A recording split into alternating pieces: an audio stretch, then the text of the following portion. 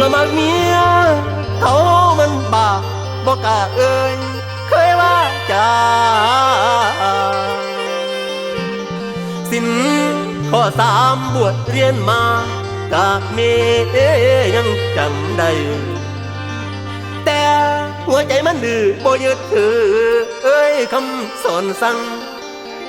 ดันทุรังมักอยู่ได้หัวใจบ้าดอกหากินบักสิน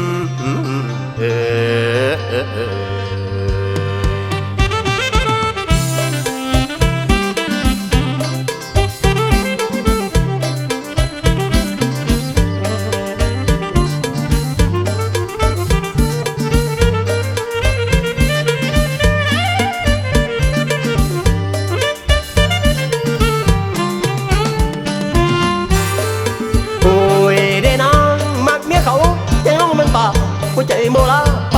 ทำตัวหัวเขามีเจ้ากูหาสู่ใส่คอจบพอบ่คิดต่อเมียเขาอยากเลยเอามาคองสั่งมองดุดแล้วคือไอ้ว่าไม้กินลูกไก่อยากเบี้ยนใส่เมียเขาจะของของสุวรรณพูดกันอย่างหน้าไม่อายหากหัวเธอตายน้องอย่าไม่ใจที่ยังรอตื่นอยู่คนยืนทุกคำทุกคืนที่คือน้ำตาหัวอย่าเลิกลาวันใดบอกหน่อยคนใจดีจะไปรวมหอถึงนานพี่ก็จะรอนานพี่ก็จะรอมีสู่ผู้คอพี่ก็จะเอา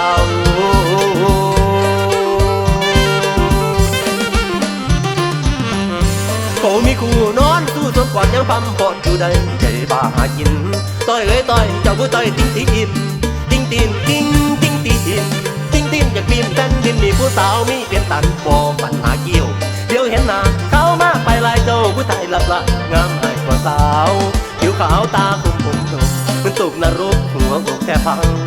รักในเขาแล้วจังจับอย่าพูดให้ฟังโอกาสยังไม่มีเห็นทีจะต้องนอนเพื่อเพราะเธอนั้นมีเจ้าของเมียเขาสวยขึ้นเป็นทองได้แต่แอบมองลูกสองก็ยังงามอยากถามตามไปถึงบ้านน้องข้างก็ยานผู้หัวเจ้าตีแกกลูกสองแต่ไม่กี่ปีเดี๋ยวตายเป็นปีตัวยิงหนีไม่ทัน